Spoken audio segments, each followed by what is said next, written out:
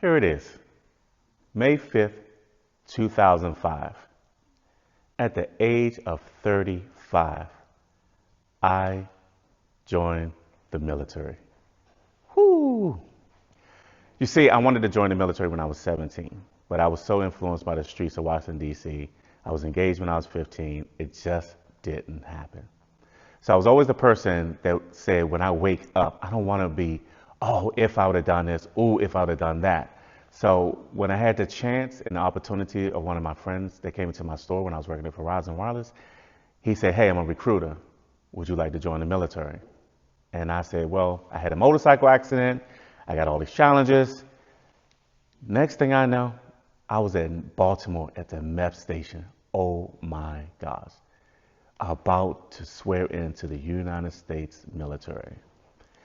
I did, and it caused all kinds of uproar in my marriage. You see, I was in my marriage at the time 11 years, and my wife at that time couldn't understand how someone at 35 with a family, working a job, is going off to play soldier. But it was always a desire. It was always my heart, and I persevered to do it. So I woke up and I was in Fort Leonard Wood, Missouri, basic training at 35 years old, especially after coming off the streets of DC. With my bags, my duffel bags, they threw us on this truck, this van with all these people, and they just started screaming. The drill sergeant screaming and yelling and screaming and yelling and pushing people's heads down in the bags and just doing all kinds of stuff.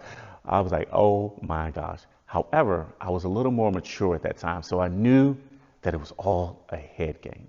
However, those young kids that were in their 18, 19, 20, they were frightened. They didn't know what was going on. But it was one of the greatest accomplishments in my life.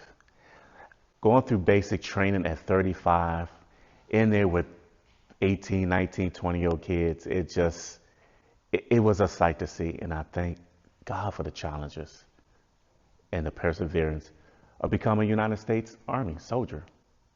And I retired a staff sergeant.